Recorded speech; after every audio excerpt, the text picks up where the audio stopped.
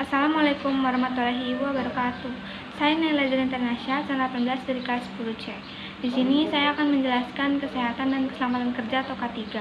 Setiap perusahaan wajib menerapkan keselamatan dan kesehatan kerja atau K3 dalam kegiatan usahanya. K3 memberikan perlindungan bagi kesehatan dan keselamatan kerja tenaga kerja, yaitu dengan cara mencegah terjadinya kecelakaan dan sakit akibat kerja. Selain itu, penerapan K3 juga akan memberikan perlindungan pada sumber-sumber produksi sehingga dapat meningkatkan efisiensi dan produktivitas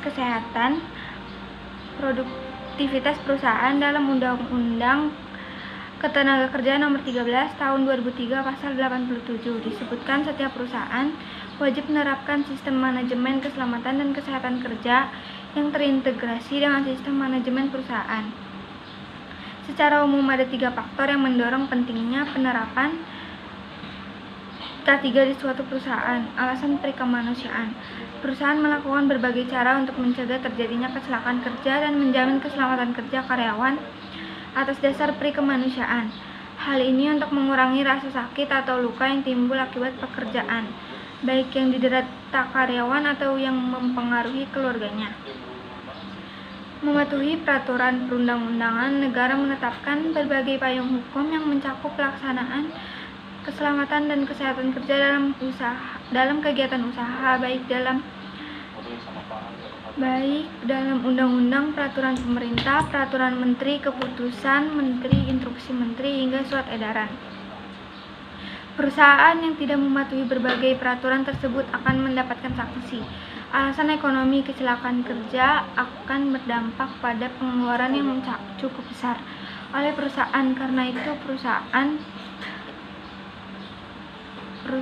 itu perusahaan perlu mempraktikkan K3 untuk mencegah terjadinya kecelakaan dalam kegiatan usahanya sehingga menghindari terjadinya pengeluaran besar atau bahkan kerugian.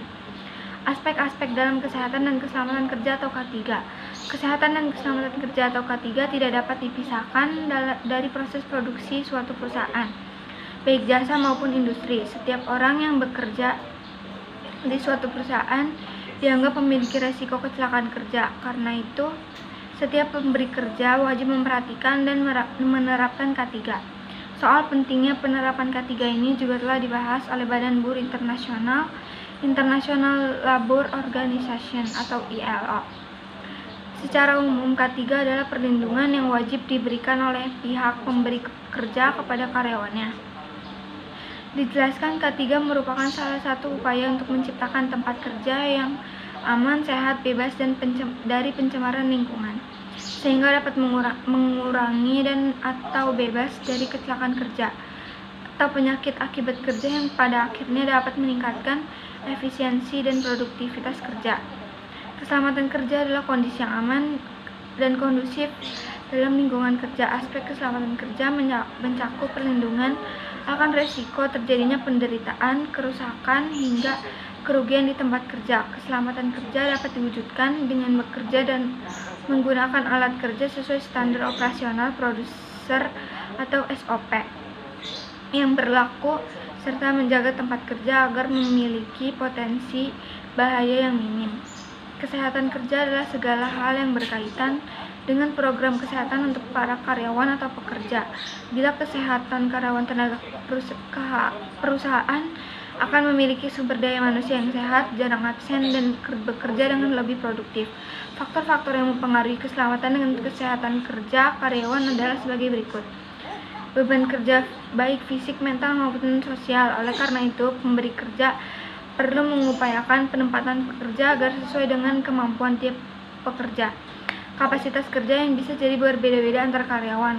Kapasitas kerja tiap karyawan biasanya tergantung latar belakang pendidikan, keterampilan, kesegaran jasmani, ukuran tubuh, dan keadaan gizi tiap karyawan.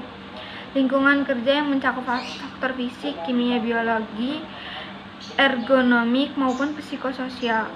Tujuan penerapan kesehatan dan keselamatan kerja atau K3. K3 merupakan bentuk perlindungan bagi kesehatan dan keselamatan kerja tenaga kerja serta bagi sumber-sumber produksi perusahaan. Bila dijabarkan secara lebih konkret, tujuan K3 sebagaimana dikutip dari buku Manajemen Sumber Daya Manusia Perusahaan adalah agar setiap pegawai mendapat jaminan keselamatan dan kesehatan kerja baik secara fisik, sosial, dan psikologis. agar setiap perlengkapan dan peralatan kerja digunakan sebaik-baiknya seselektif mungkin, agar semua hasil produksi dipelihara keamanannya.